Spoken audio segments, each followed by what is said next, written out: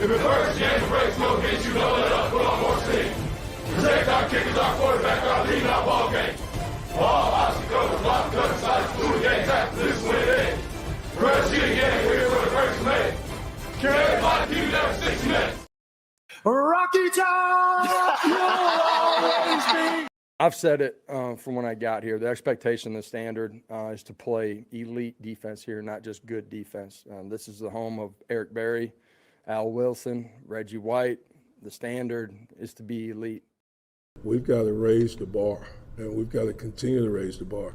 I don't think any of those young men, when they signed to come to Tennessee, they signed to say they wanted to come and be a part of a 7-6 program.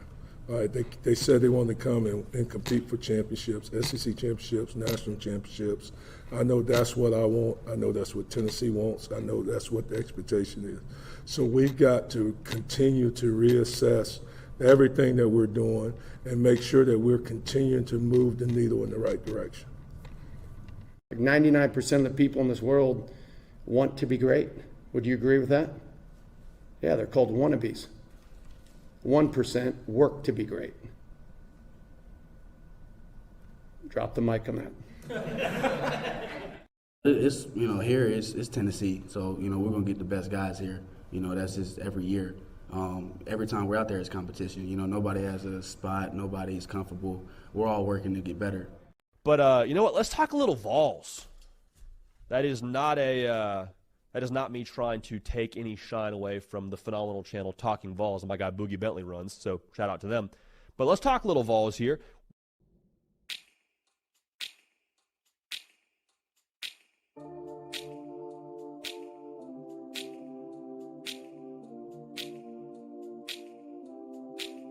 Do you remember when we fell in love? I remember, don't worry. Do you remember? I remember how it all began. How could I ever forget? It's the first time. Do you remember? I can feel it. I can feel it. I can feel it coming in the air tonight. I can feel it. I can feel it. I can feel it. It's coming in the air tonight.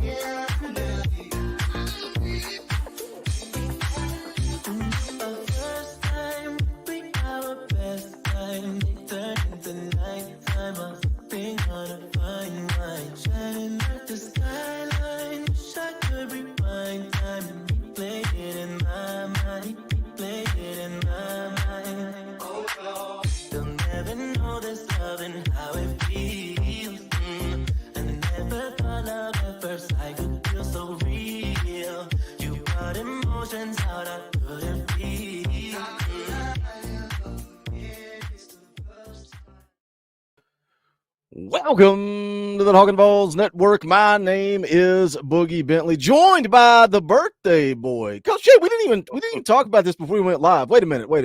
Hold on. Wait. Did you just turn 43 or did you just turn 44? I turned 43. Oh, so you're younger than me. Clearly, you're younger than me. 81. Yeah, 81. But I was born in August. June. Yeah. So like I almost said August 7th, like an idiot, as if that's not obvious. It's my birthday today. Everybody wish Coach Jay a happy birthday in the chat. Maybe we'll sing. Who knows? I know you're excited about this one, man. We got a fun show. Reed Bacon, Kyler Kirbyson from Pancakes and Bacon are in the house. I feel like I think you may be more excited about this than you have been any other show we've ever done. Am I wrong? I'm pretty excited about it. I like being on with any former players, and as you know, we got some fun stuff planned, man. This is going to be a fun show. Coach Jay's been doing whatever he wants on his birthday and up to a little backroom antics. So we're going to have a blast today, man. anxious to get these guys insight on how they feel about the team, how they feel about some recruits, how they feel about some recruits that I'm high on. So yeah, man, it's a big party, and I'm excited to be here. I love it, man. I'm excited, and it's film breakdown.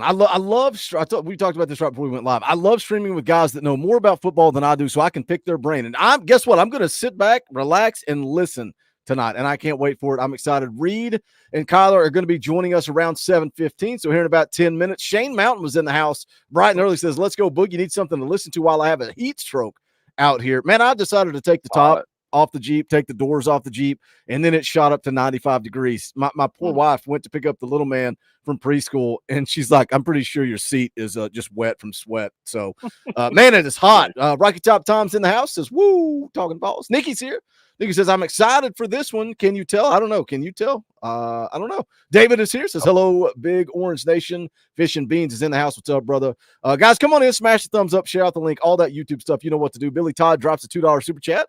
We encourage door fees around here. What is a door fee? We're just paying the doorman as you come in. Like, you can file in. There's 148 of you, 49 of you that didn't pay the doorman. You snuck in, but we appreciate Billy dropping that super chat. Wade Rouse drops a $2 super chat, says, welcome, pancakes and bacon. Go Vols. Can't wait. Jeff said, I want to be on top of the leaderboard. He drops a $10 super chat. By the way, Jeff has one of these too.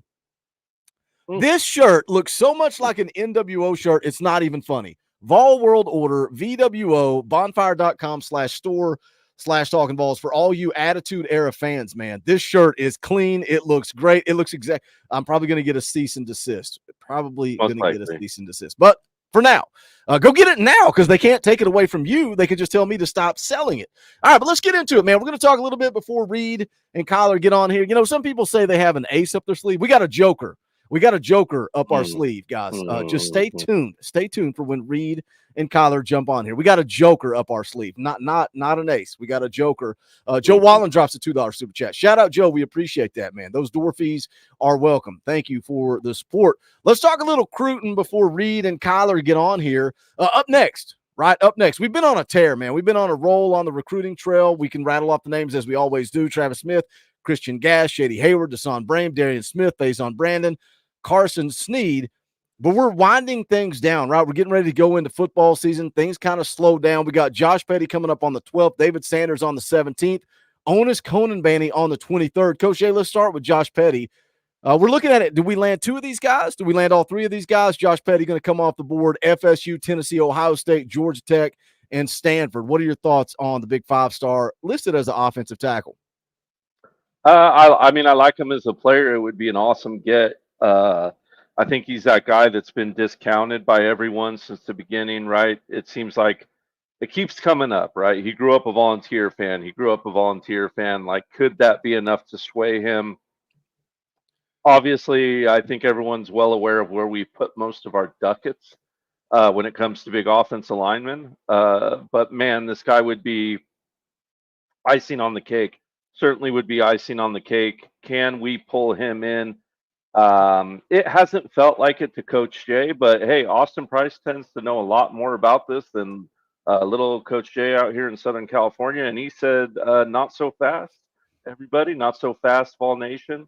Hold on to your hat. This could be a wild ride. It's kind of weird. Georgia Tech kind of gotten a little foot in that door, so that should be interesting to see. And then watch out, man. Watch out for the trees. They'll sneak up on you. Out for the Stanford trees, everybody. No, I think Florida State's the big threat to get him. I know he's got family there, if I'm not mistaken. So that's going to be hard to overcome.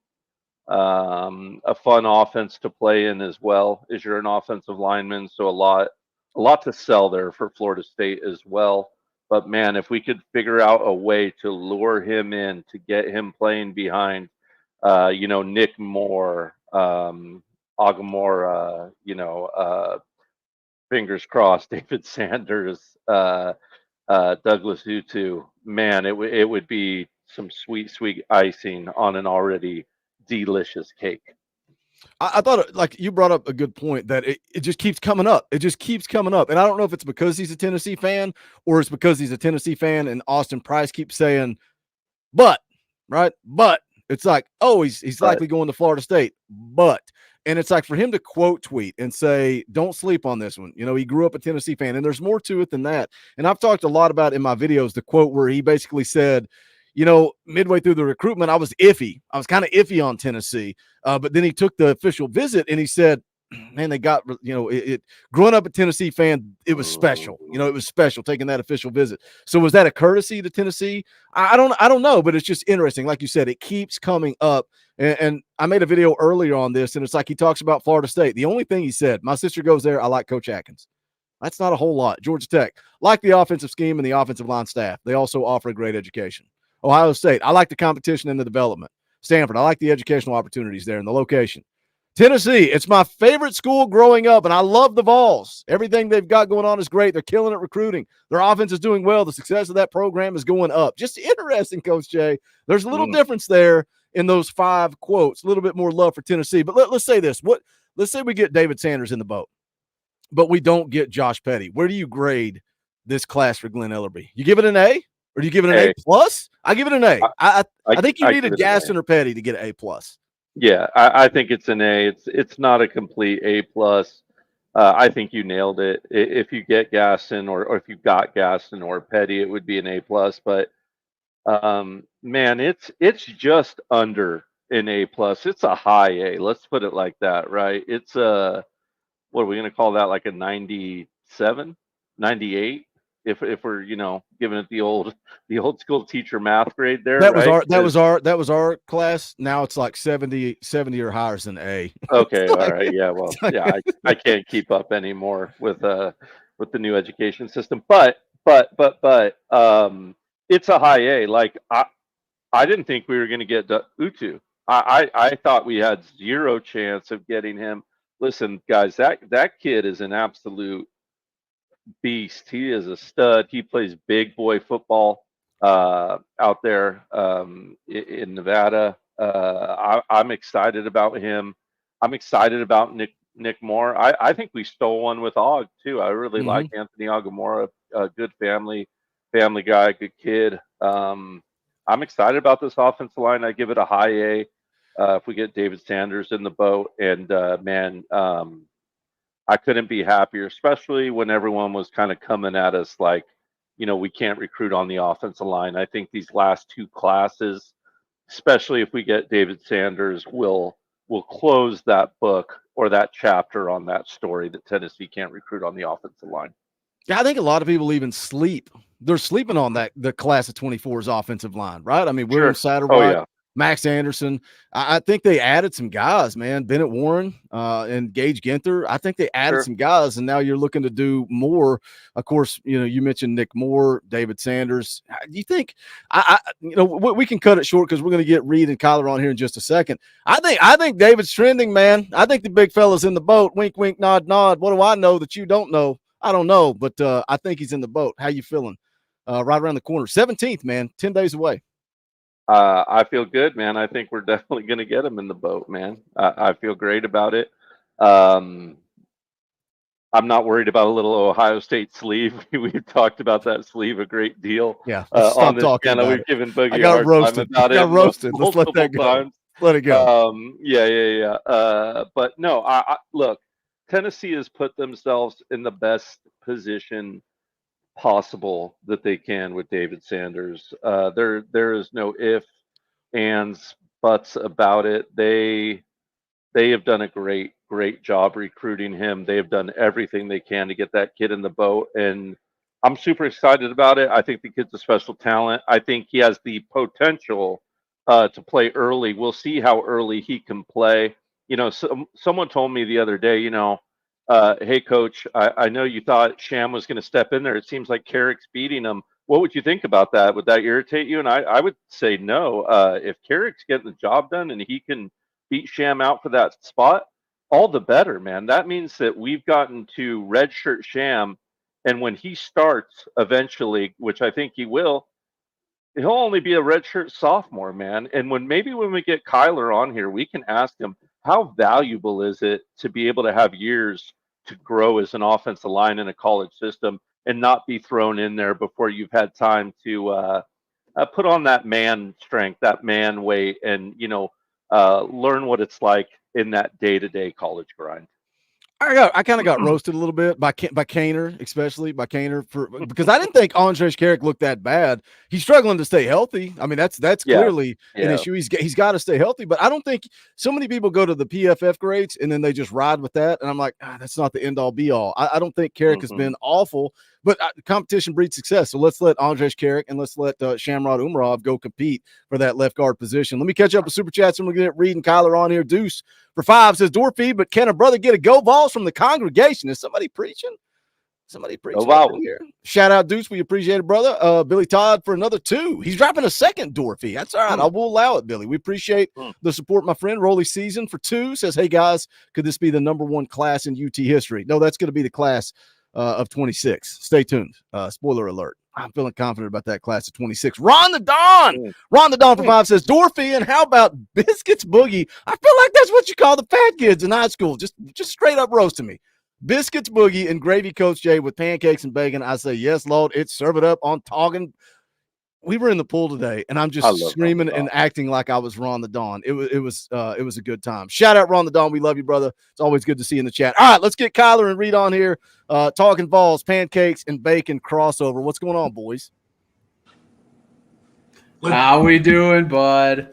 I was going to say. Let's go, fellas. Let's go. It's about Let's that time. do it. What is this back here?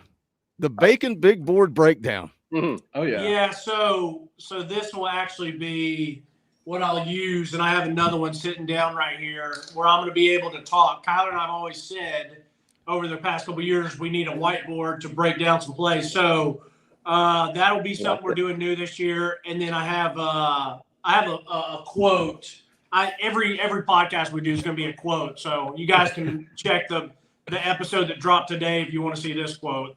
I had to read it off because it's a little it's a little small. We're off the rails already. We it. keep it PG-13, but not now, not anymore. As you can see, Reed is doing homework. He's got a whiteboard ready to break down plays. I play video games. That's what I do to get ready for the shows. Jason Brown drops a $2 super chat. Says door feet. Just lurking. Shout out Jason Brown. We appreciate the support. Boys, let's get into it, man. We got a fun show planned. We're going to talk a little 2024. We're going to talk some hype, some expectations, and then we're going to do a little film breakdown. So I'm excited about that. I know the chat's excited about that as well. But Kyler, let's start, man. 2024 hype and expectations. Is there anybody in the country with more pressure or eyes on them than Nico at this point? I mean, anybody. Dude, I really don't know. I mean, especially with his performance versus Iowa, it really does set it up to where it's like, all right, now we're expecting a lot more out of you. We saw the athlete that he was in that game, and now I'm just excited to see his arm talent even more. I mean, you watched it so much during his recruiting because he was getting recruited for 2+ years. You're just seeing highlight after highlight after highlight after 7-on-7, after routes on air, after games, just over and over and over. Then it's almost like it got pulled away from you with last year, just being like, well, he's not really going to get that much playing time. He's only going to get one game out of the whole year to actually play the entire game. So, yeah, I think and Tennessee has been dying for another incredible quarterback. We have history of great guys who came through this university, and in my era that maybe there weren't as many as UT fans would have liked. So they've been dying for this blue chip guy to come in and be able to perform. And now Nico has like literally the world at his oyster. Like it's all in his hands. Yeah, absolutely. Kyler, look, I think Nico's got it, man. I don't know how much you watch this channel, but not at all. Never once. Yeah, probably never, right? Probably never once. But I coached a little ball out here in Southern California and coached a bit with Coach P, who is Nico's high school coach, and Bryce's high school coach as well. So I've been like chomping at the bit, man. And I was just curious and this can go to both of you, watching him in that Iowa game, did you guys feel like he ran that system better. I know it was still pretty vanilla in that game, but do you feel like it was ran better than Joe? Or that maybe he should have played before Joe? I'm going to put you on spot, Kyler. I'm gonna What we put do you guys around all on here, the we got a spot. dartboard over here that's got Joe That's Milton's right. face on it. Yeah, yeah, And on yeah, this yeah. show, we just throw darts at Joe Hey, Milton. man, I'm going to go right Every for it. show. I'm going to go right Every for show. it. Do you feel like the pace was better with Nico, or what do you kind of attribute to that? Hey, Kyler, hold on. If you want to go, Reed, if you want to go, Reed, Slap me around. listen. Hit me, punch me in the face. I will got you. proudly speak, but I'll let Reed go. If he wants to Sorry, go I had first. to. The one thing that I love about the Talkin VAWLS family and the RTI, well, I shouldn't say RTI, but the pancakes and bacon side of it, we have no ill will towards Joe the person. No, but it was very, very, very frustrating, and it didn't take long for. I would call Kyler when we were watching. I would be watching film, taking notes. I don't know what he was doing at the time, but I'd call him and be like, "You got to wait till we get to this mark in the game.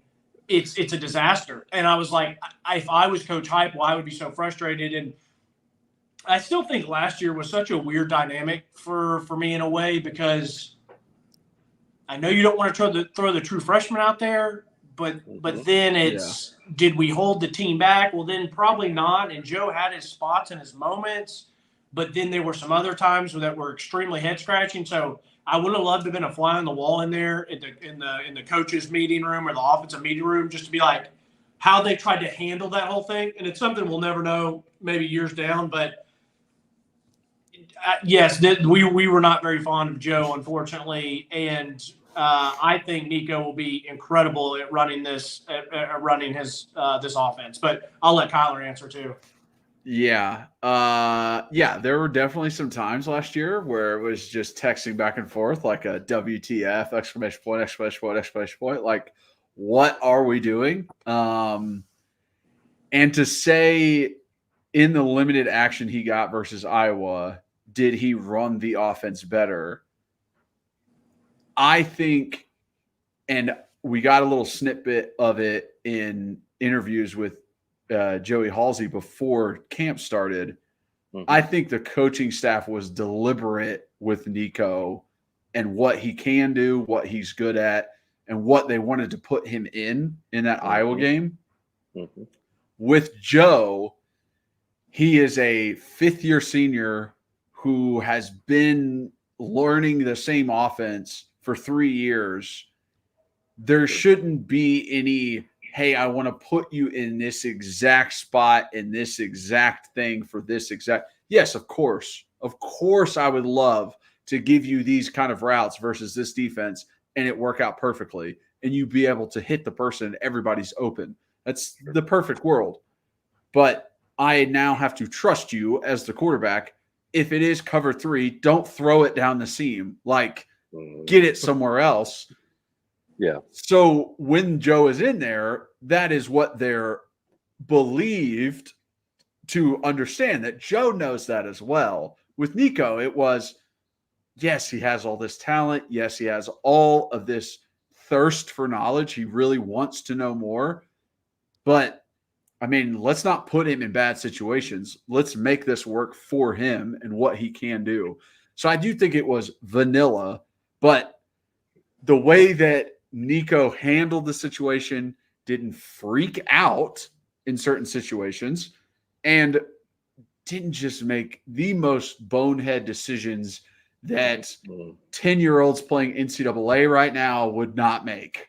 That it's insane when you actually go back and watch the tape on some of the things that Joe would do, where he's not playing football, he's predicting what the play would be and doing that play. And it's like, we're past that. You're 22 years old. Like, we're not 8 anymore. It's not run right. You know what I mean? It's not run left. When you first understood, first got taught football and you're in Pee Wee and it's like, throw it to the guy on the right. Like coach is standing back there telling you what to do.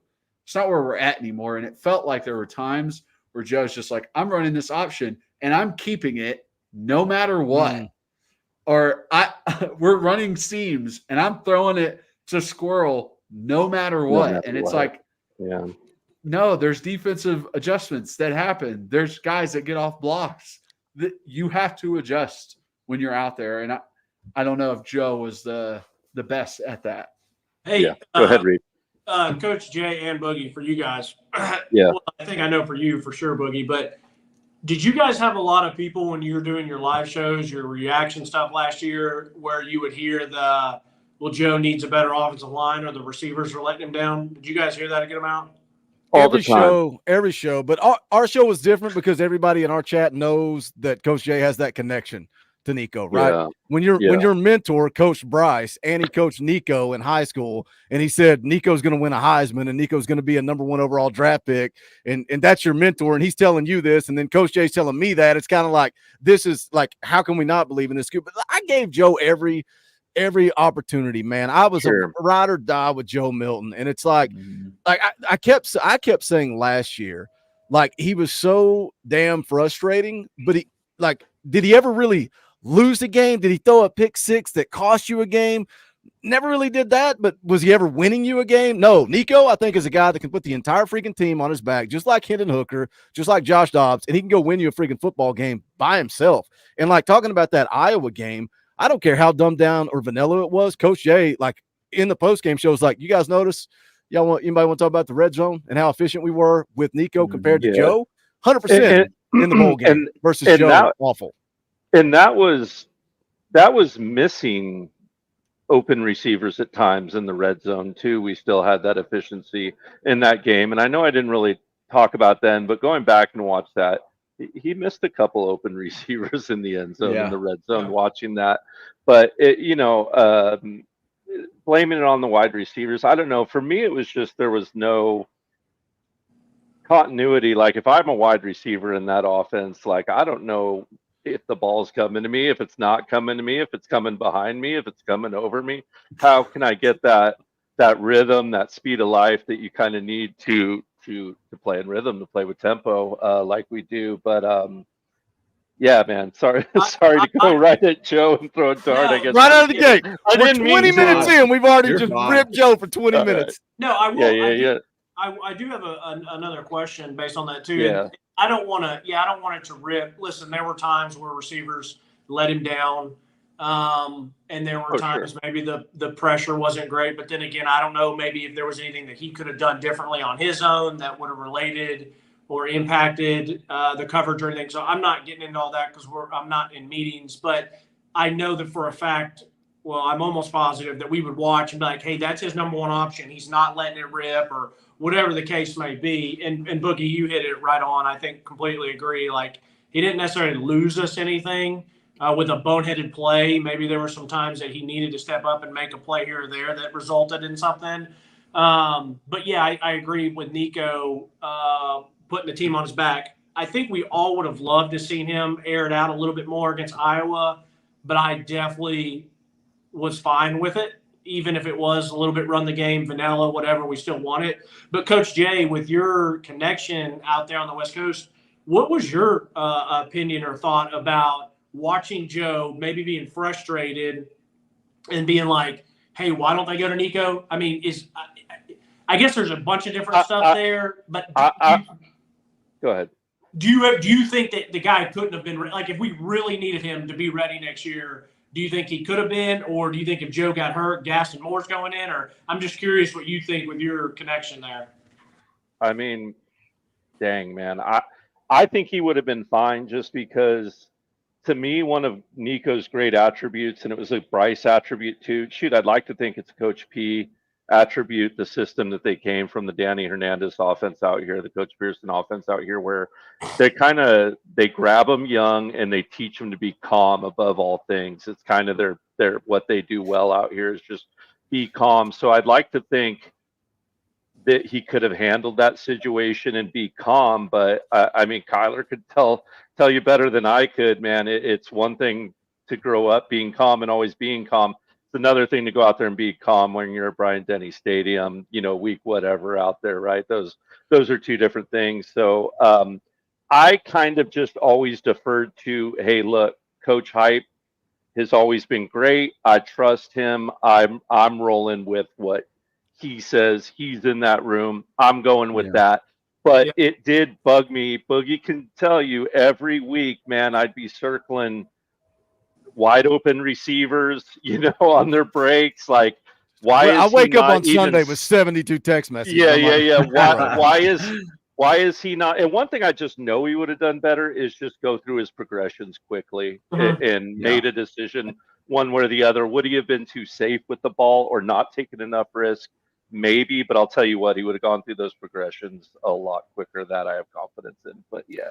Let me catch up with the chat real quick. Having a good time talking with Pancakes and Bacon. If you're not subscribed, go over to Rocky Top Insider. You can catch up with those guys. They dropped. Was that your first show of the new year earlier today? Kind of. We did one. Reed True recently. professionals. Yeah, True Reed professionals. Reed recently got married, so we did one right before Reed's wedding, and then he had the honeymoon. So then we took like a 2-3 week break, and now this is our first one officially of the season. We're going on all the way through bowl games. So all right, give him a sub over there at Rocky Top Insider. I told Coach Jay right before we went live. I was like, man, I think you guys. I told you guys this back on the charity stream. Which shout out to the chat. The 300 people watching live right now. The chat raised $10,000 on that charity stream. So shout out to the chat for that. But man, I tell them all the time, I love your all show because you all know way more about football than I do. Like I can sit here and watch. I'm not going to name names. I can watch dudes that don't know more about football than I do. Right. So I like that's why Coach Jay, when he came on the channel, I'm like, this is perfect, man. I love to surround myself with people that know more about the game, and then I'll just be an idiot and get on here and tell jokes and talk about the chat and all that stuff, and we'll be off to the races. But that's why I love your all show, because you give that inside look. So go sub them up on Rocky Top Insider. But let me catch up with the chat. Andy Jordan becomes a member of the chat. Shout out, Andy. We appreciate your support. You guys can do the same. $1 a month is all it takes. Custom Talkin VAWLS emojis, access to fan call-in shows. The fan call-in shows are back every Sunday, 7 p.m. Eastern time, right here on the Talkin VAWLS Network. You guys run the show. You come on, and me and Coach Jay and Coach Rice and Dauber, we all sit back and shut up and let you guys drive the show. So shout out to Andy. We appreciate you. Papa Jay is trying to embarrass me in front of my friends. That's what he's trying to do. He dropped a $10 super chat. And he says, has anybody said F-U-G-A lately? Let's go Big Orange. I'll do it just for you, Papa J, because I don't believe there are good people that pull for Georgia. I think they're all terrible, ugly, disgusting human beings. I think it's just that, no, there are no good Georgia fans, Eric. There are none. I absolutely hate Georgia with a passion. Shout out to Kaner. I love to derail his show as well. Love to derail his show. I could tell you guys that. You'd be like, yeah, F Georgia. Screw him. Like, go to hell. He's like, I've got a show to run, Boogie. Hold on. What are we doing? So, yeah, screw Georgia fans. Let's keep talking about 2024 a little bit before we get into some film breakdown. We talked about the pressure on Nico. Reed, do you think there's maybe a little bit more pressure on Heupel now? Because look, we're talking about, this is the beautiful thing. Listen to you guys talk about Joe Milton last year and what it was a disappointment. Should we have played Nico? We won 9 ball games, boys. We went out and won 9 ball games, and that's now a disappointment. You won 11 in 2022. The Orange Bowl win, you come into last year, you win 9. It feels like a disappointment. The NCAA investigation is in the past. There's no more excuses. Your roster is here. Your quarterback is here. The time is now. Is there more pressure on Josh Heupel right now than ever before? And look, you coach football in the SEC. Every year's pressure, but more pressure now? That's a good question. I haven't even really thought about that. So maybe the answer is I don't think there's a ton of pressure on him. I think maybe if for whatever reason this year didn't go how we would all want it to, at least 9 wins and go into a good bowl game, then going into next year with Nico as a second-year starter. But I haven't really thought of a ton of pressure on him. I love hype so much, so maybe I'm the bad person to ask. And like Coach Jay said, when you deferring to Heupel is kind of exactly how Kyler and I would. It would still frustrate us, but we're like, listen, Coach Hype knows something that we don't, so that's why he's rolling with Joe. So I'd love that you said that, but I don't know. I'd be interested to hear what Kyler says or what you all think. I personally don't. I don't think that there's a ton of pressure on him this year. I think it's let's roll it out and go. I think. Maybe I'm wrong. I still feel like we're on that climb up. So I don't think that we've gotten to where it's a full-time expectation. Let me put a twist on it before Kyler answers. Look at all the guys that came back on that offensive line. The COVID seniors, Coop, Spraggs, and then you add Lance Hurd. You got a solid – you're trying to figure out that left guard position we were talking about right before you guys jumped on. You got a veteran-led defensive line that is deep as deep gets. What happens next year when all those offensive linemen they're no longer here? That's why what do you think, Kyler? Is there pressure for this year? I mean, there's pressure every year for sure. Along the lines of what Reed said, that we love Heupel so much that maybe we're not the best people to ask. And kind of going back to what you said, Boogie, like you love to talk with people who know ball more than you do. And that's kind of how I feel about Heupel. It's just like, I just watched him take an average quarterback at Virginia Tech and make him a Heisman finalist. I don't care about Stetson Bennett and getting there. Hendon Hooker was a Heisman finalist. Yep. You can do with that what you will. The fact that he was able to turn around a program where me and Reed went to a spring practice, his first spring.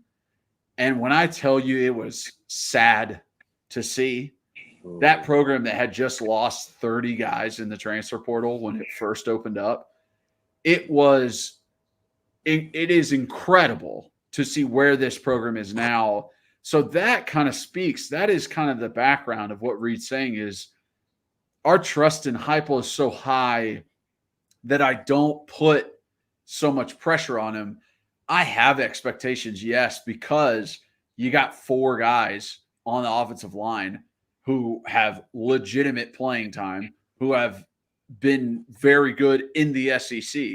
You have a 5-star quarterback in his second year in the offense that has all of these expectations, should have been the number 1 recruit coming out.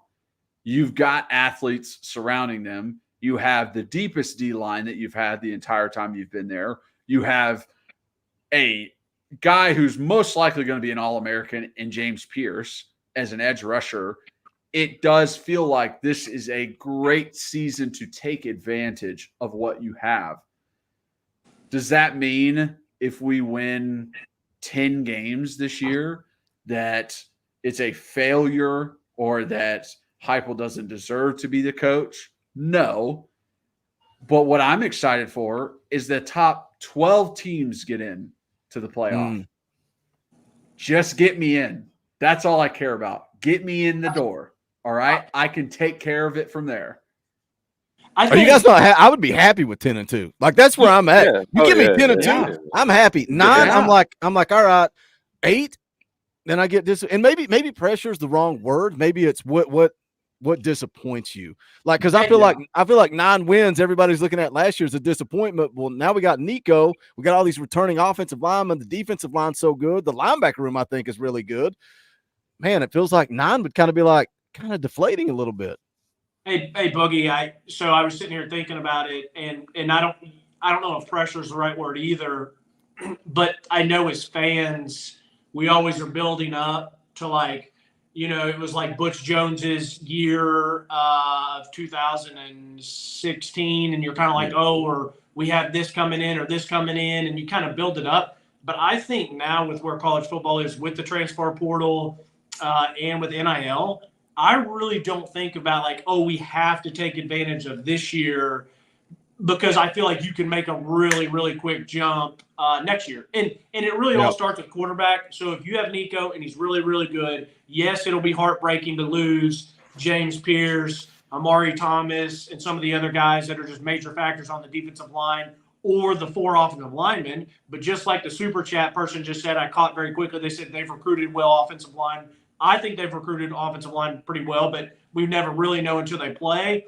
But I just don't think you put so many eggs in the basket of 1 year as fans when things can change so quickly year to year. I mean, like I said, James Pierce gets drafted, we lose a bunch of guys, and then you look up and it's next February or March, and we're landing the next biggest guys in the portal to come in. So, Yeah, I agree. Good point. You don't know what you got till they play. And speaking of that, I was kind of curious to ask both of you guys because I know I was seeing somewhere. I know you guys go to practice. I've seen a picture here and there, but so as fans, I feel like everyone clamors to those 5-minute practice reports you get from VolQuest and things like that. How much stock do you guys put into those little tidbits that all the fans? Okay. Yeah. I thought I thought I'd help everyone out in the chat there because I feel like sometimes I love y'all, but I feel like sometimes some of y'all go off the deep end. Okay, You guys get quick full answer. access though, right? Y'all took a full practice for spring. Are you going to take one in for fall? I probably won't be able to make it into Knoxville for fall because I live in Nashville now. But yes, we've been able to get full access just because I'm a former player. I'm able to stay and watch the entire practice. And Reed has been recently kicked out with his now media credentials. So he only gets the 5-minute snippet. Is this real? You have media credentials? No, it's real. It's real. So we went, and I knew it would happen at some point, but we had a great run. So I made it through 6 practices, I think, or 5. I went through first spring, first fall, second spring, second fall, third spring, third fall. And then, some of the football ops called Kyler and just said that some other media basically when we went to RTI full time, some other media supposedly complained that we got to stay and all that nonsense. And so it's fine. Kyler can still go. And because he's not going to tell you anything, right? He's going to go and keep it all the way. Right.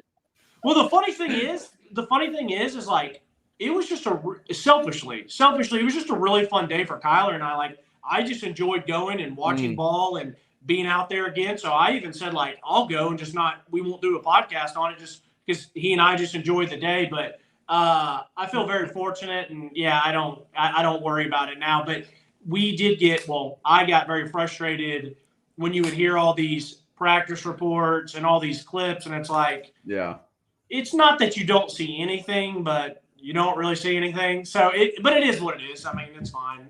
Fans, we're looking for anything as fans. So routes on air. Everybody's trying to get some little nugget. It's the funniest thing, like coming from actually playing and actually being in the facility and seeing all that stuff. It's like you're taught as a player and lead by example as a coach is to not give away anything. Like that's the whole point. It's like, don't tell them anything. Do not give away what you're doing. Don't give away how you're feeling. Don't tell them who's injured. Don't tell them anything. Like, that is the entire point of media. Like, give them an answer, which I would try and do. I would try and give them the best answer that I could. But if they're asking me some of these things, I'm like, listen, guys, I can teach you some football, but I'm not telling you anything.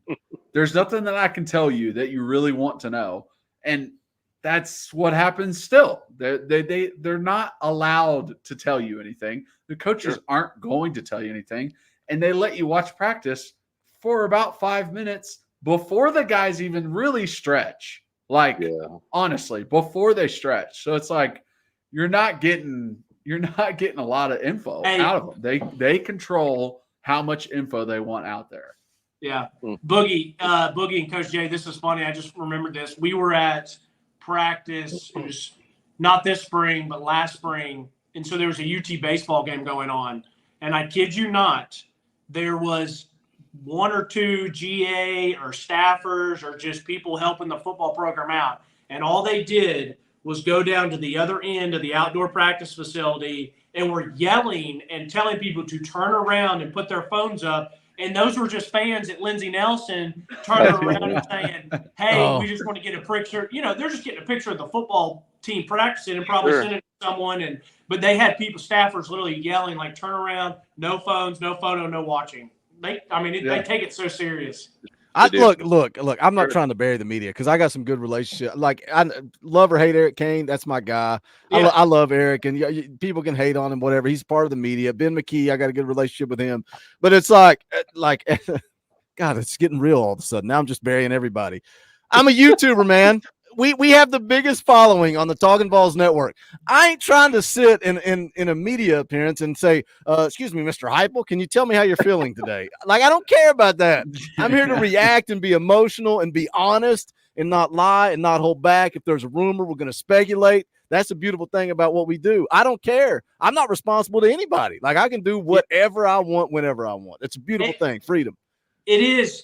And so, not that I think what those, and I have a lot of respect for like Jack Foster and Ryan Shumpert and Rick Butler, the guys on RTI. Like, first off, they're just great dudes, and Shumpert's great. He's great.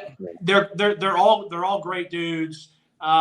They've been great to Kyler and I, and so I've actually loved it. It's fun to listen to them, and those media individuals, like, they love what they do. Like, they go and they follow the team, and they get to be write stuff. And they had a great time with Tony V, because they say Tony V is incredible as a guide to the media. But so I don't knock media. It's just something I would never want to do. Right.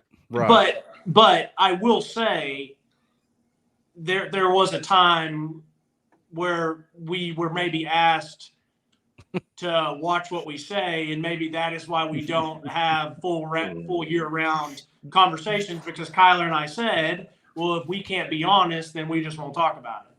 So hey, I think we had a similar conversation about recruiting, though. Have we ever had our wrist slapped? Have we ever received a phone call and said, yeah, we might have got a wrist we've had our wrist slap slapped a couple times too.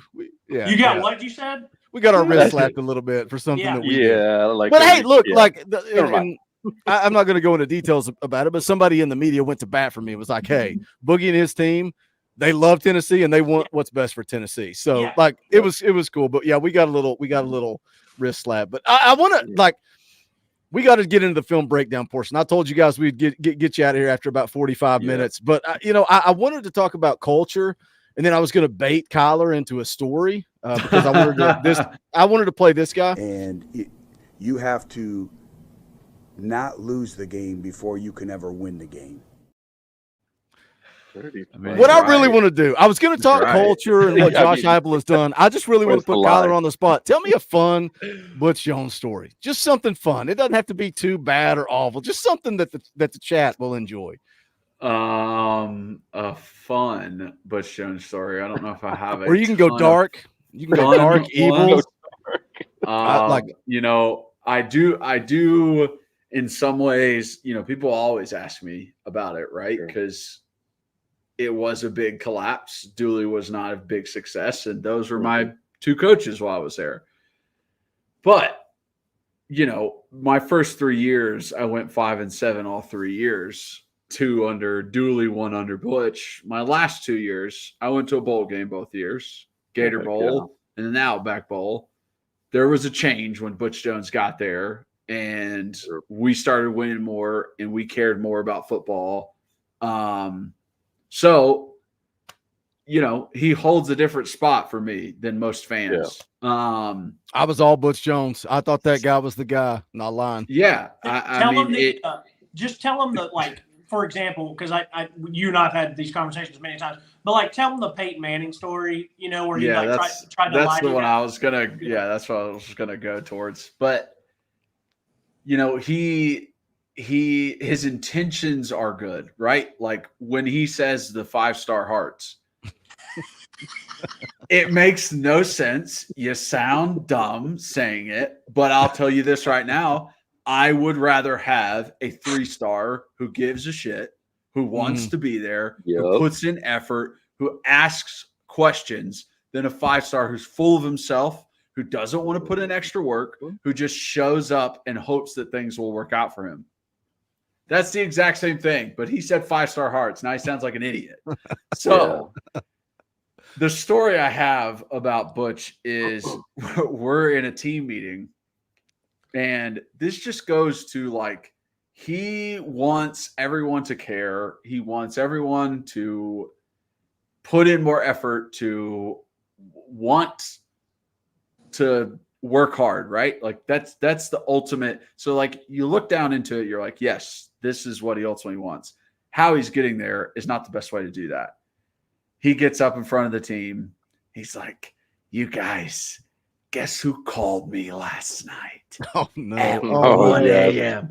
in the middle of the night. And we're all just like, okay, whatever. He's like, Peyton Manning. He calls me. All he wants to talk about is you guys. All he cares about is you. He wants you to be great. He wants you to be amazing. Like, I love it. just goes into this ramble about Peyton Manning calling Butch Jones in the middle of the night to tell him how much he cares about the 2014 Vols and they wants him to be incredible. And it's like, no, he didn't. Shut up. He did not. What do you mean? Like, Peyton Manning is not calling you. He doesn't want your phone number, dude. Oh, man. You don't have to lie to us, okay? We're not idiots. We understand these things, okay? We know that Peyton Manning's not calling you in the middle of the night. We know that he is not up in the middle of the night and goes, I'm going to call him. I'm going to call him to tell him how much I care about Tennessee. No, he's not. Shut up. Have you ever met the guy? Because he would never do that. Yeah. If anyone who's watching or anyone who ever sees this has actually met Peyton Manning in person and had any kind of conversation with him, you'd know that he would not do that. I love it. That's awesome. He's not going to call him. So it's just like one of those scenarios. So now you're sitting there looking at your head coach and you're like, he just lied to all 100 of us in front of our faces about this just corny story. And the intentions are good. The intentions are for us to be inspired and to want to practice and to want to be better. But that's not the way to get there. That's not it. So I think, that's in that vein and how that his approach to that is kind of what led to the eventual fall from grace that it was. It was just you can imagine what other steps could happen after that to lead to a fall from grace. Sure. Let me. By the way, Ken, come on. Sad to see someone bad mouthing their coach. Did you not hear Kyler praise Butch and say that he won more games under Butch than he did previously? The whole thing, Ken. You're not listening. Yeah, you got to listen to the entire context. That's why I'm not going to clip that and put it out, even though it's great and it's hilarious and I love it. I would never clip that because you got to hear the full context. Good old Nate Pruitt for 10 says, "Cover charge, Boogie. Howdy, coach. Howdy, gents. Sorry I'm late, cutting fields today. God bless and go Vols." Shout out to good old Nate Pruitt. It's good to see you in the chat as always, my friend. We got about 350 people watching live on this Wednesday night. We appreciate you guys tuning in. Smash the thumbs up. That's easy. That takes no time. You can hit that thumbs up. We're playing that algorithm game always on YouTube. Share this out. Let more people know that we're live hanging out with Kyler Kirbyson and Reed Bacon, talking all things Tennessee football. Go give them a sub. Rocky Top Insider, they're bringing you content every Wednesday. Is that y'all? Yeah, like I feel like y'all never have a plan. Every time I'm like, what's the schedule? You're like, I don't know. I think going into this year, I think we're going to try to get it out on Mondays or Tuesdays. I think. Okay. Yeah. Go sub them up, man. Both these guys played college football. I respect that. I love that inside view into the game and the way they break down things and the way they get into detail. Coach A always says, Boogie, am I going too far? I'll go further. Confuse me to the point that I need to ask questions. That's what I love. And we're going to ask questions now because we did this back on the charity live stream back earlier in the year. I said, man, y'all just bring that knowledge. Let's take a player from the class and y'all give me some clips and we'll talk about it. So that's what we're doing again today. And we're going to start with Kyler went with Nick Moore, 4-star interior offensive lineman. We've got his huddle film pulled up. I'm assuming I've got the right film here. It was his junior season highlights. If not, we'll get it corrected. So 4-star interior offensive lineman, 6'2", 290, in-state kid, Dandridge, Tennessee, Jefferson County, Jefferson City. Is it Jefferson County? I don't even know what I'm talking about. I'm from Miss Tennessee. I don't know. Nick Moore, what do you like about his game first and foremost, Kyler? Like, why did you pick him? Just give us a brief rundown, then we'll kind of get into some of the plays here. Yeah, Nick, first off, I love the fact that he is an interior offensive lineman that has played tackle in high school. I think that gives a little bit more to guys of like, hey, I can move around if I need to. I can play different positions on the line if I need to. That's ultimately kind of like what I was planning to do, playing tackle in high school, playing interior in college. It didn't work out like that. I played tackle in college, but I like that about him. And something you notice with Nick right away is how long he is. He has very long arms. I love that about him.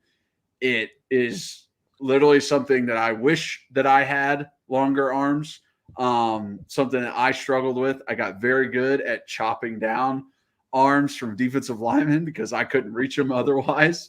So, and he's got good footwork. That is something that we will talk about with his film as we break this down. I like the footwork that he has. Hopefully he has been learning that in high school. That is something a lot of the times with O-line play is you don't get technical teachings in high school. A lot of it is, hey, beat up the guy in front of you. And that's as deep as it gets. The coaches don't take the time on those individual drills in high school and really make guys understand why their first step is a big deal, why their second step is a big deal, why it's a big deal to be square when you're attacking someone. So, with all that to say, this first play, I'm pretty sure this is the one, but here's a down block from Nick, and I just want you guys to pay attention to how square he stays in his down block, how strong his feet are in his base and underneath him. There are times where guys get ahead of their feet. Their body is ahead of their feet, and they have no strength, right?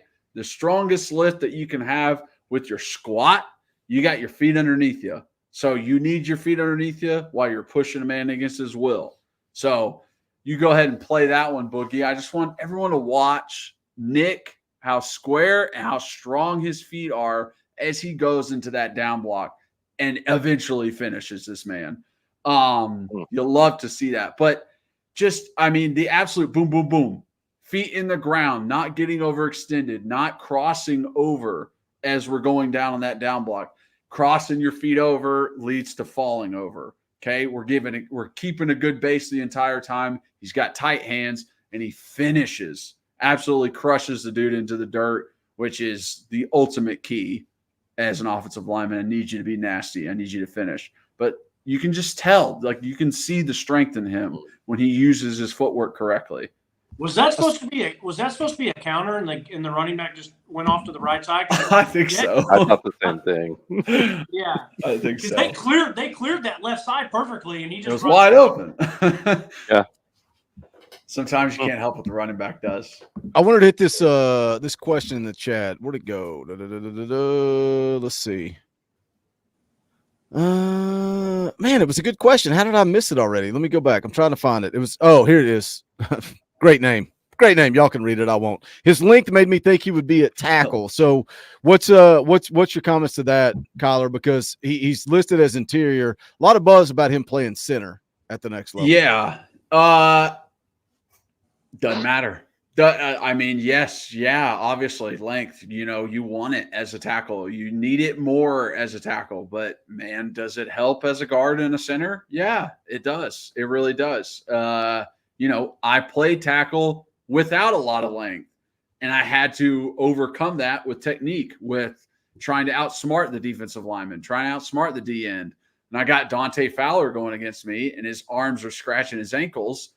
I got to play a little bit more square. I got to be on my toes a little bit more. I got to, try and play smarter versus him because he's longer than I am. So, yes, length is the best or is what is needed more at tackle, but that doesn't mean it's not going to be a great addition for guard or center. And I mean, it might just be, hey, we got some 6'7" lengthy dudes that are coming in. We don't need your 6'3" length down here. We got even bigger and more athletic dudes have been playing tackle their entire lives that will sit out there. Why don't you bring your meat down in the middle? Okay. Bring that heftiness down in the middle. Help us move some big old bodies because we got guys that are 320, 330 and, big chunkers like that 21 from Florida last year or 360. Oh, Lord. We need to move out of there. So how about you come down inside and help us out a little bit? Yeah. So 322. Yes, next play. So this is just a good pass set from Nick. Okay. This is good footwork. This is good base. This is square hips. This is patient in his pass set. We're not, retreating super fast. We're staying in our curve, our bubble as an offensive line. You have bumpers as an offensive lineman when you're in pass pro. It's the guys next to you. As soon as you get offline with them and you're not in sync with them, gaps are created. Guys can make moves and get into those gaps. So this is just a good pass set that I always look for when I'm watching O-line tape and high school tape. I'm waiting for them to put a pass set play on there.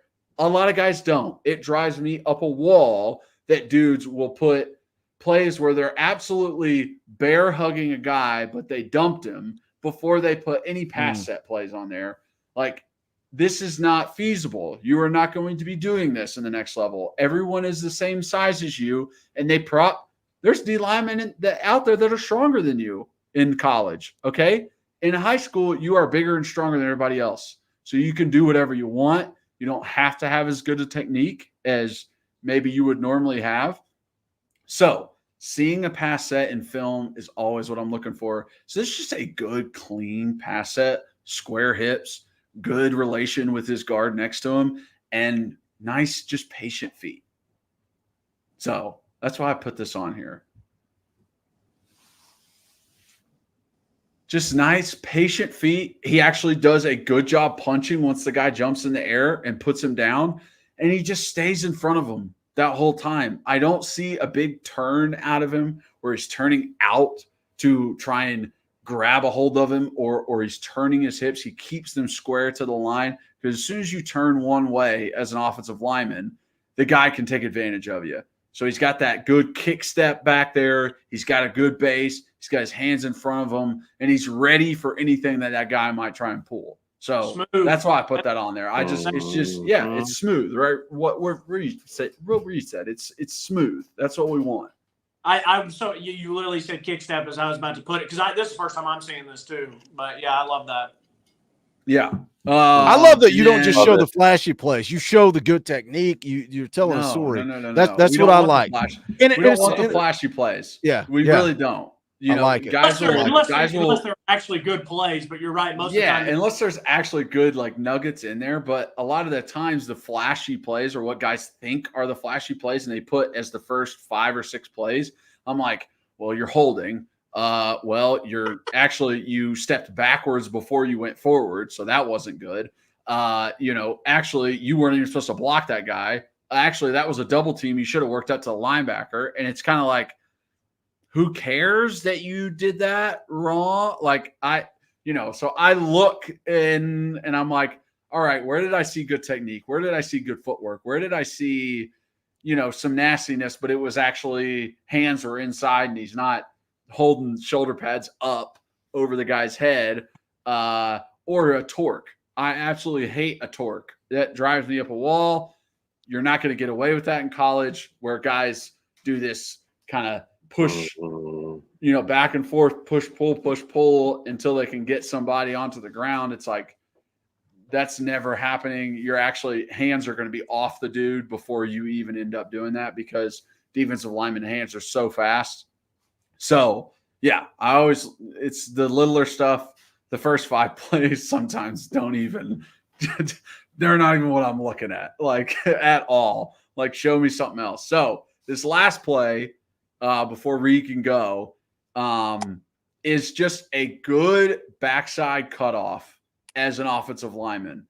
He has a good big first step. He picks it up off the ground and sets it, okay, to set himself up for what he is going to do. A lot of times guys will take that first step and literally just turn it. They don't actually pick it up and move the foot. They just turn their foot and start running that way. That's not what we want. We want to actually create movement. We want to move into position. I've even seen coaches in the past almost teach a shuffle into a run on the backside of zone instead of opening up and running, which I think you can do both. You just have to be smart with the opening up and not give up ground. But I've seen coaches just literally take their offensive linemen, shuffle the first few steps, then start to run. So they kind of get in position before they start to run.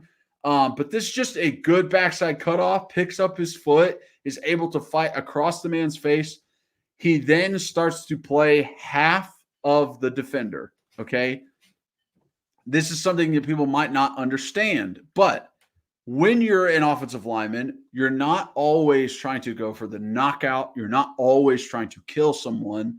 What you're trying to do is make a lane for the running back, okay? My job is not to murder this dude. My job is to make the running back get to the end zone, all right? Now, if my job is easier by playing half of the man, then that is what I need to do. I do not need to attack him eye to eye, face to face, nose to nose. I need to attack his inside half, because if I take away his inside half, that running back cannot be touched by him. I don't care about his outside half. So as you're looking at the screen, Nick does not care about the defender's the left side. So like the defender's right shoulder. Nick does not care about that. He cares about the defender's left shoulder. That is what's closest to the running back. That is how he cuts off the backside and makes a lane for the running back.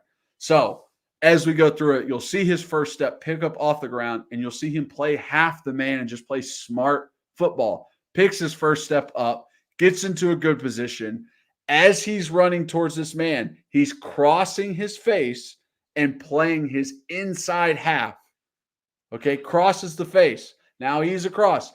There's no reason for him to be worried about this open side of the field, right? There's no reason for him to be worried about that. That's not where he needs to be. He needs to be on the inside half of him.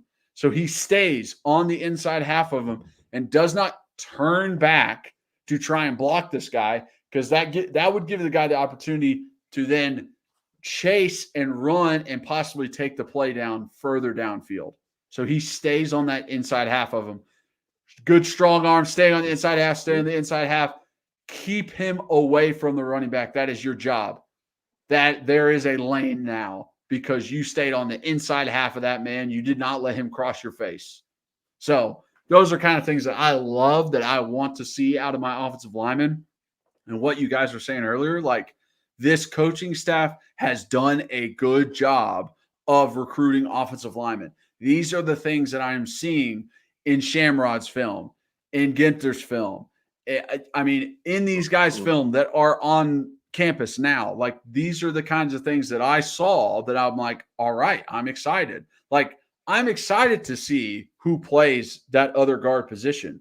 I saw, you know, when I went in spring, I saw Bison Lang playing interior. I saw Shamrod playing interior. I saw Carrick playing interior. I'm like, all right, open competition. You got 3 or 4 dudes fighting for one spot. Everyone knows Spraggs and Cooper are going to play. Everybody knows that. Everyone in that offensive line room knows that.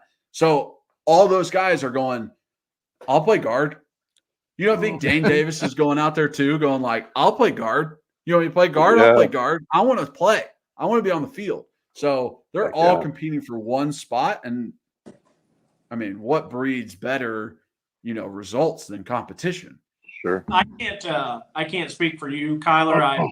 I would guess that today, watching some of these films was probably some of the first times you've watched some of the recruiting stuff, because I know you and we see if Tennessee gets a recruit and we might check into some of that stuff, but we really don't watch any of the films now or break it down until they've committed. It's kind of what we do. But it's funny because just watching those 3 clips already reminds me, and this doesn't guarantee that every guy that they've signed since they've been there is going to be awesome. I mean, we don't know that. But I can promise you in those 3 clips, for me, I feel like, and I don't know if you feel this way, but this coaching staff has a certain type of guy or a certain type of prospect that they go for. And it does feel that a lot of it's very fundamental guys, good athletes with good feet and hands, but very fundamentally sound. You know, and that's one thing in just those 3 clips. I'm like, yep, they did it again. You know, whether it's, like you said, we love Gage's film. When we watch Gage Ginther's junior film, lost it because we thought, and he was a three-star, and he was like the best film we'd ever seen for. And then we loved Max Anderson because Max Anderson, absolute dog show and just absolute pain. So they had those traits of it just seems like good physical sound. William Satterfield was a guy who just seemed like he did everything right, good base, good feet. So watching those 3 clips, it seems like they just know who they want, no matter what the star ratings are. I've been on a rampage on that, and I get it, like the perspective from a fan with offensive line recruiting, because you go back to that class with Francis Mauigoa and Stanton Ramel and Lucas Simmons, and it's like you got Sham. That was the one guy you got. You were in on 4 elite dudes, and you got one. And everybody thought we were getting Francis, and we didn't. And I get it. They missed early. But I have been saying over and over and over that class of 24, the offensive line, they did a solid job. All the guys that Reed just mentioned, and Coach Jay has broke down a ton of film on those guys, saying the same thing. Like, he was very high on Gage Ginther, and so like when we were doing the charity stream and Coach Jay wasn't coming on till later, and he's like texting me, he's like, Kyler's saying everything I want to say about Gage Ginther. Like, he was high on him. So when you came on and you were high on him too, and like that's something about this coaching staff. They are nailing their evaluations. I don't give a damn what 247 or On3 or whoever says, as long as this coaching staff is evaluating talent. Like, let's bury the lead. Reed's about to break down Shady Hayward. When Shady Hayward came on the show after his commitment, I said, why did you choose Tennessee? You were out there talking about South Carolina and Florida. He said, because they believed in me when nobody else did.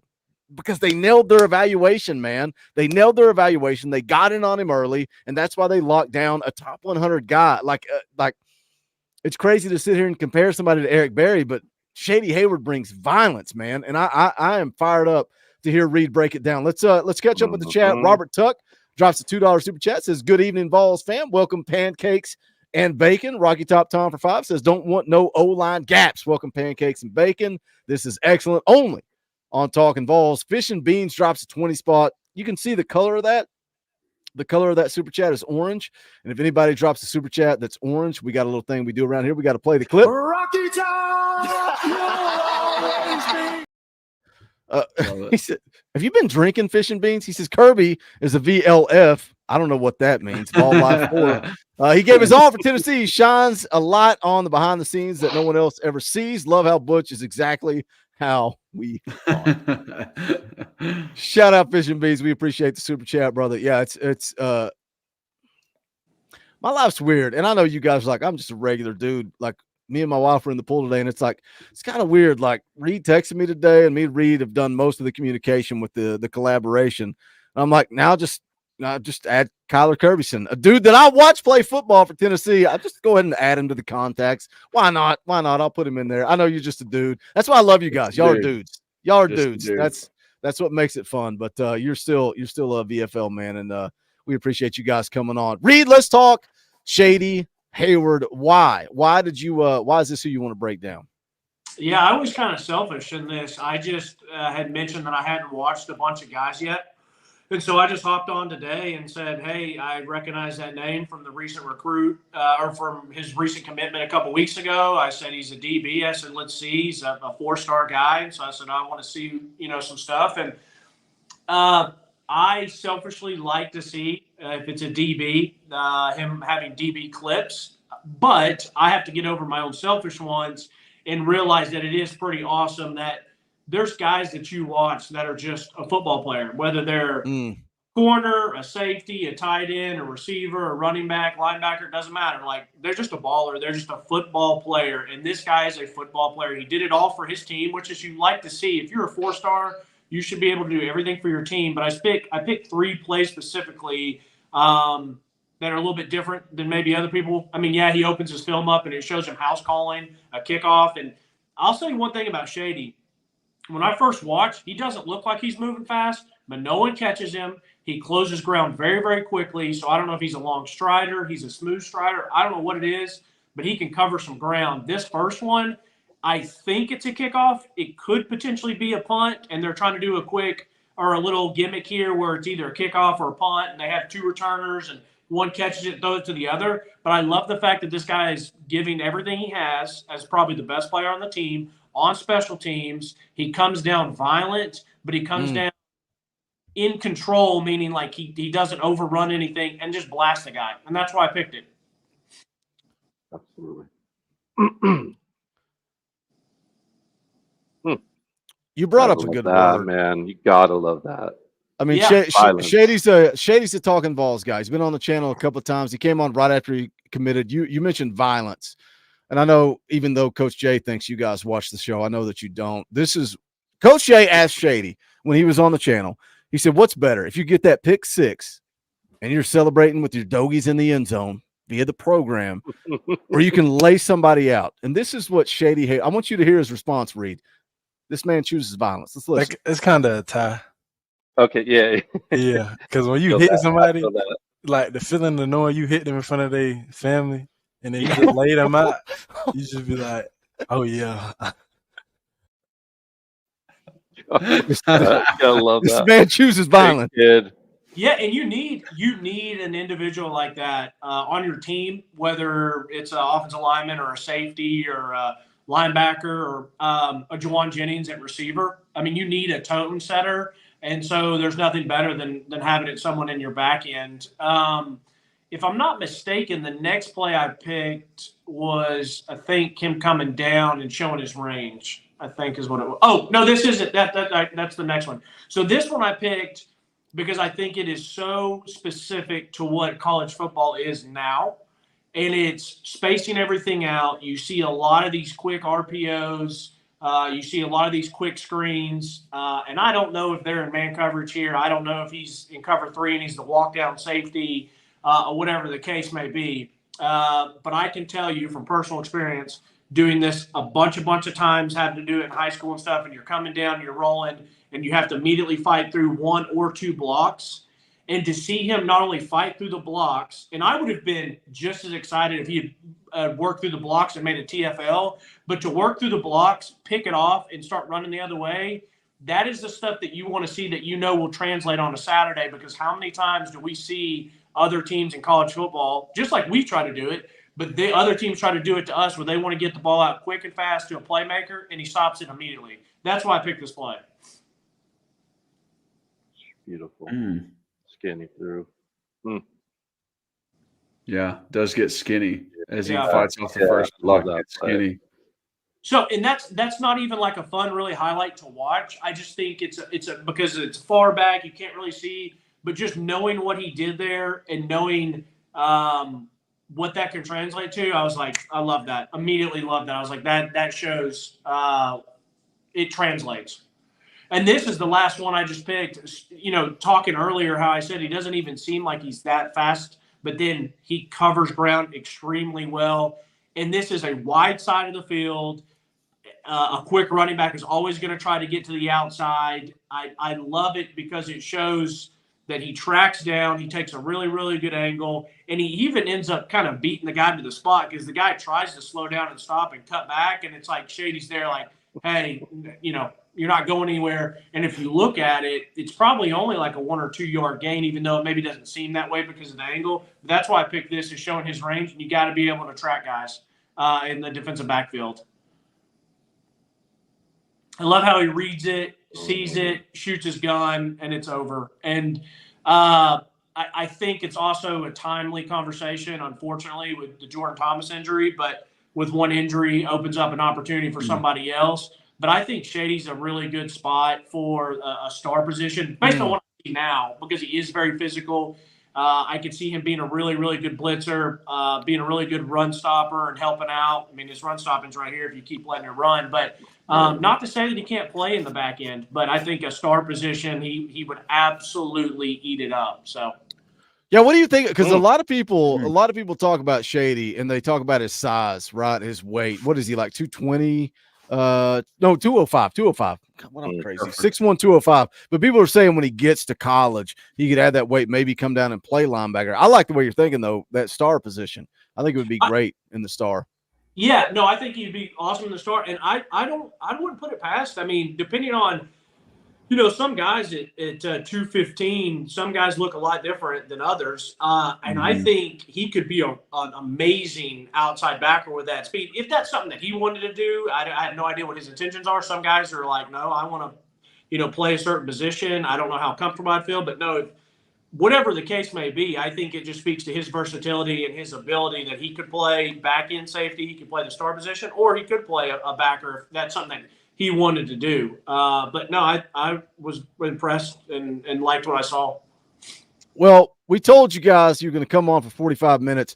Y'all have been on for over an hour, but Coach Jay said he said if they're going to break down film, there's a couple of dudes that I got my eye on, Boogie, and I want to break down some film too. Like everybody in the chat's going, Boogie's got to go head to head with Kyler. Yeah. We got a championship belt around here, a film breakdown championship belt. Arkansas wanted it. It's right here. I mean, it's look right at here. That's it's the right film here. breakdown world champion. He's never been defeated. Right I'm lucky it's not up for grabs today. They said Kyler needs to come on and contend for that championship. And if he wins, Coach Jay's going to send it to him. But bottom line is, Coach Jay breaks down a lot of film out here. And most of you guys in the chat know.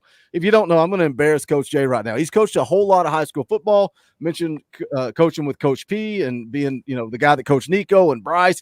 But he just got a job in Division III. He's an analyst now. Like and people made fun of him for coaching high school. I'm like, are you kidding me? This guy is shaping young men's futures. Now he's breaking down. He gets to break down film and scheme up defense, and he gets a paycheck for it. What are you doing with your life? You want to? I love it, man. I'm living the dream. Coach Jay, don't ever listen to that nonsense. I'll promise you right now. Yeah, my dream job, if it wasn't the GM for the well, let me say, if I could be the owner. We just went to here. We went to here. If I could be the owner of the Tennessee Titans, that would be my dream job. But honestly, the one thing that I would love nothing more is to go back and coach Knoxville Catholic High School. I think being a high school football coach is extremely important, but I think it would be so much fun. So kudos to you living and doing what you want to do, and congrats on the new job. Thank you. I really appreciate it. So speaking of Knoxville talent, Coach Jay has his eye on some Knoxville talent. He wanted to break down a little bit of film. You guys may recognize this, so we'll take a look at some defensive players. I got two defenders I'm looking on. One is a defensive tackle. One would be a DB out of Knoxville Catholic. Maybe you guys have heard of these two players, but I thought we'd have a little fun here on the Talkin VAWLS Network and just take a quick look at two plays here. And obviously, you see the Kyler there, so he's circled, obviously, right? We don't need to talk about him. Reed, why aren't you circled? I'm upset about that. This is ridiculous. Right? But I like it. So it took me a second. I had to really dig so that I could figure out Reed's number. But you were 27, right? This is correct. I'm a linebacker right here. I hope I. He's in the so Reed. Hope you don't run into the back of me. No. So we got a fun little play right here, guys. What they're gonna do is they're gonna fake the dive, right? And then there's gonna be like a jet sweep off of it. They're gonna run play action off that too. They're gonna run play action off that too. Boogie, if you could take it to about the point in this video where the quarterback pulls that play action away from the jet sweeping backer. Watch this now just a little bit further, Boogie. Right here. Okay, now look. Okay, right there. Okay, so Kyler's got huge eyes right here. I guarantee you, right? He's got a perfect shot at this quarterback. What he spins on us. I think he's he's thinking murder. You can't see Reed right now. He's right in front of 57. He wants to kill that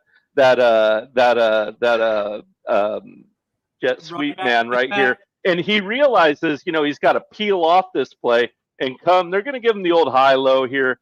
Kyler's going to go low, but I brought this up, Reed, that you have a little violence in you. Do you throw a little people's elbow at the end of this play? A little elbow shiver? Watch Reed Bacon peel off this right here and throw the elbow shiver.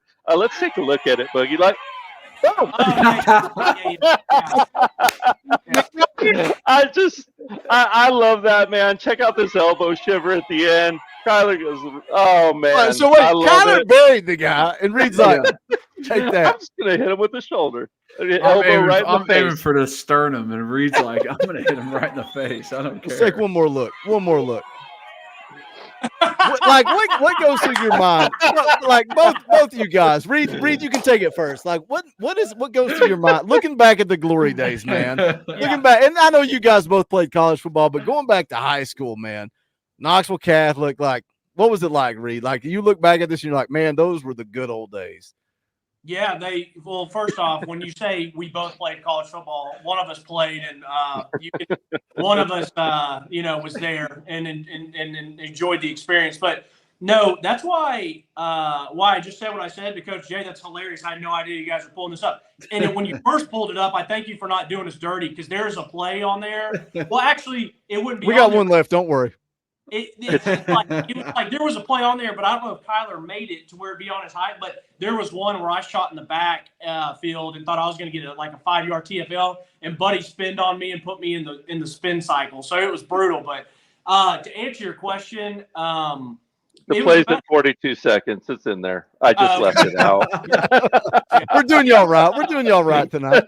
It was awesome. I mean, it truly was some of the best times of my life, and that's why I have such a love for high school football. I love all football, but high school's so great. I always have a special place in my heart. Matter of fact, I just went to the Catholic scrimmage last Friday just to go and just to be out there and be in that atmosphere and see it. So it was, it was a blast. And I had a great time playing with greats like Kyler, and we had some other really, really good ones. And so, it was fun. Really, really fun. That's awesome. Yeah. That's awesome. Yeah. I miss playing defense. After high school, no more defense, no more hitting people like that. That was a lot of fun for me. Once you're an offensive lineman, it's very controlled violence. It's the guy's a foot in front of you. You don't get a running start, and they're not that much smaller than you. When you're a defensive, when you're a 3 technique in high school and you're 6'4", 315, you're bigger than everybody else. So It was a lot of fun. Yeah, I will say that. It was a lot of fun to play defense. Defense has always been more fun than offense. It just is what it is. Offensive line got my school paid for, but defense is a lot more fun, I would say. There you go. So the good old days for sure. I miss those days. I thought we watched this the other night. What was it? I don't remember when it was. We were watching Ball Football. Their Twitter put out asking all the guys. They were looking at their EA Sports College Football rankings. So Kyler, Cooper Mays got offended. He's like, well, clearly they didn't watch me play defensive line in high school. He was pissed. Offended. He's like, my tackling should be 93 or something like that. What would you grade on EA Sports College Football? What would you grade your tackling? Your tackling. If I moved you from offensive line to defensive line, what would you grade your tackling? Now, listen, I'll give you this. That film you have there, that is a 16-year-old Kyler. Okay. So by the time, that's my junior year film. Gotcha. Senior year, I was an absolute wrecking ball. There was nobody getting past me to save their life. I had 86 tackles on the year, led the team in tackles, 26 tackles for loss, 5 sacks, 2 forced fumbles. So I had to sit out, 2 games because we were beating them 45-0 at halftime. So it's like, I'm telling you, my tackle's got to be in the 90s at that point. If I'm on a game, there's not a guy who's getting out of the grip if I got a hold of him. That's what was happening. I don't know if people can tell. I am kind of a freak. Yes, I am a big person, but my hands should not be this big for how big I am. I have the biggest hand. I had the biggest hands on the team while I was there. They measure 10 3/4 inches from pinky to thumb. I have to wear a 4X glove. And I got to go on black sites to find golfing gloves. It's weird. My mom went to golf too. I'm like, we're on the golf course. I'm like, my golf club just tore. Kyler gives me his, and it's like, So it's just you're not getting out of the grip. Once I had a hold of them, nobody was leaving. So that's why I think the tackle it's got to be up there. Plus, I was a guy who was always going to try and make the tackle on an interception. I am giving full out effort. There you go. What? There you go. You go back to at Oklahoma 2014. I was hell bent on catching a 215-pound dude. I was hell bent. I thought I was going to catch him on a pick six. Did not end up doing that. If Worley just sort of tripped him up a little bit, maybe I would have got there. But give me in the 90s for sure. Gotcha. No picks go back. Y'all dragging me through the mud because now I just want to talk about golf. But Reed, we're gonna move you to offense. What position would you be on offense? Slot receiver? Where you going? Yeah, probably. Yeah. What's your what is your deep route running grade in the slot? Brutal. Putting him on blast. Putting this man on blast. Oh man, deep route, boy. Y'all better have 5 Hall of Famers in offensive line if you're trying to get my ass deep. Hold for 6 seconds. My deep route might be about a 40. So overall on college football, you don't want this on a deep route. Oh, I love it. Arkansas Ball for 2 says, set the matchup, Boogie. Coach Jay looks nervous. That's the first time I've ever seen Coach Jay not have confidence. A little bit shook. We'll see what happens. Little shook. Coach Listen, Rice. I have full confidence in you, Coach Jay. I'll just say this. Thank you. I appreciate that. If it's offensive line play, you'll kill me. I'm there. I'm crushing you. Now, listen, you're a defensive guy, so linebackers by trade, coach by trade. You pull some linebacker film up, I'm gonna be like, well, I mean, I know a little bit about linebacker. I know about blocking a linebacker. I know what I wouldn't want out of a linebacker as an offensive lineman, but you probably got me there. But that's a beautiful thing because you pick an offensive lineman. I get that. You pick an offensive lineman, he picks a linebacker, and then you say, this is why I'm going to beat your linebacker if he's blitzing. And he's saying, this is we have fun with it. It's always good times. Coach Rice also coaches a little football in the chat for 10, says, what's up, fam? Love the collab, pancakes and bacon. GBO VFL, my coaching in me loves these high-level breakdowns. Me too, man. I think the chat loves it. I'm here for it. Like, if you guys can educate me, I'm here for it. Coach Jay has one more play that we're going to look at here. All right, last one, guys. Last one. Not is this from 1972? What is this? No, this is I don't know if you guys. By the way, I graduated high school in '99, so don't let me make fun of you guys for being old. You guys might recognize Sunshine playing quarterback and Coach Boone on the sideline here. We just got a single wing, single back, right? They're going to kind of run at a halfback stretch here, for lack of a better word for it. Once again, Kyler's going to be circled.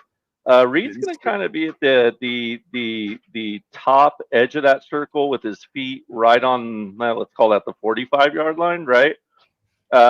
He's going to try to squeeze this stretch down. He's going to try to beat the guard to this. Guard's going to try to steal him, get downfield right here. He's actually going to beat him to that spot.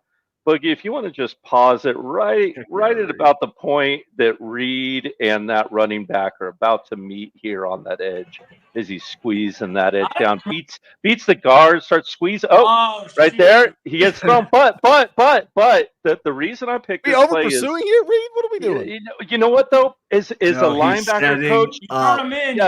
He's setting up his guys. Yeah, he's setting up his guys. Look at, he's got big 75.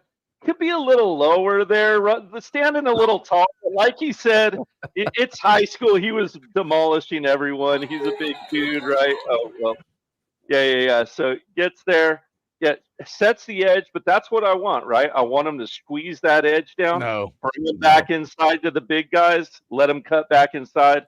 We'll let Kyler finish it up, man. Go ahead and play it, Bug. There you go. I like this little. Yeah. I like how he just kind of. That was a fumble as well. It was. There was a play I almost played earlier where you cause a fumble, and I could have swore the offensive lineman got it, but Reed comes in so convinced, like, That's our ball, man. That's our ball. I will say, it's funny that you pull that up because one of my favorite plays in that game, or one of my favorite plays ever is in that game. It's actually a 4th down, and they try to run it, and Kyler and our other good friend Tyler Williamson meet it. But I had a one-on-one with the fullback, and it was a nice highlight for your boy. So that's what when I saw Morristown West, I looked for the fullback. It's like, damn, that's not my play. I love it. I love it. I love It's it. probably in there. It's probably in there. It probably is. It probably is. Yeah, Coach Jay sent that to me, and I'm like, yeah. I like, this is epic. This is what we got to do. Because he was going to bring a player, and I'm like, man, let's just talk football, and we'll let them bring. And he's like, look what I found. This is what we're doing. Yeah, I'm like, this is freaking perfect. Boys, it's been a fun show, man. It's been a fun show. Yeah, we appreciate you guys coming on. Go over to Rocky Top Insider, give them a sub. Go follow Reed and Kyler on Twitter. It's what is it? What's your R Twitter Bacon name? 26 for Reed, at Kyler Curbison for myself, at Pancakes and Bacon on Twitter, at Pancakes and Bacon _RTI on Instagram. But just follow us, sub, like, hit that notification bell so you can get all the updates when the videos post. Every time I try to tag you guys, I'm like, at Kyler Kirby. Well, that's easy. At Kyler Curbison. And I'm like, at Reed. Damn it. Where is it? And then I got to go to my personal account and I got to go to my DMs. I'm like, okay, R Bacon 26. There it is. All right. There he is. Go ahead, Reed. You go say something. No, I truly mean this. I appreciate you all so much for having us on here. It was a blast. We love it. So thank you all so much. Boogie, what you've done and built, I've told you before, whether it was on the phone or text or whatever, it's incredible. You should be extremely proud of yourself, and I know you put a ton of work in. And I don't. It's not like I even know you personally to say that. I can just see what you built, and I know that takes a ton of work. And adding Coach Jay is awesome. And obviously, selfishly, I like that side of it because that's how Kyler and I look at the game. But then the rest of your crew, it's awesome, and I respect it and appreciate y'all very much for having us. So. I love it, man. I've said it before. I love that inside view. That's why Coach Jay first came on for a fan calling show. I'm like, who the hell does this guy think he is? Coach? Your name's Coach? Like, why is this guy coming in my fan calling show and his name's Coach? Yeah. And then it goes on and it goes on and it goes on. And then this year I'm like, Coach Jay, you're coming in town for the Alabama game? Yeah, you can stay at my house. It's all good. You and your wife can come stay with me. Like, this dude's my brother, man. Like, that's how you guys met? Via the internet. He came on a fan calling show on a Sunday night. It was awesome. Bam. It was Bam a week, 2 weeks ago, and so not only did I coach a team that Bryce was on, my son played high school ball with him, and so there was that connection. So I grew up a Tennessee fan out in Southern California, which is kind of a weird thing unto itself. Just kind of happened by chance. I went to a Rose Bowl game when they played out here when I was like 6 and made a friend and ended up falling in love with the team and the culture behind it and all that kind of stuff. But I was just kind of always watching this channel from afar and loved it. And then kind of felt like I had some insight, but I was like, I don't want to come on. Everyone's going to think I'm just full of crap. You know what I mean? But it just kind of organically happened. And then I started a breakdown series. And I think over time, everyone was just kind of like, oh, all right, we liked it. This guy's all right. We like this guy. Yeah, this guy's all right. That's really, really cool. That's all. I thought y'all were just boys from. That's a really cool story that happened that way. Yeah, no, it's a beautiful thing. Like cool. A dude from California and a dude from East Tennessee, and like he came in town last year for the South Carolina game, and we got together in Pigeon Forge and had lunch. Me and my wife, him and his wife, another co-host and his wife, and it's like, man, like Tennessee football connected all of us, right? Like it is a beautiful thing, man. It is a beautiful thing. And that's what this channel is all about. But I appreciate you guys coming on. Shout out to Coach Jay, shout out to Reed, shout out to Kyler. Go sub them up on YouTube. You guys know the deal. My name's Boogie Bentley. This is the Talkin VAWLS Network. Go Big Orange.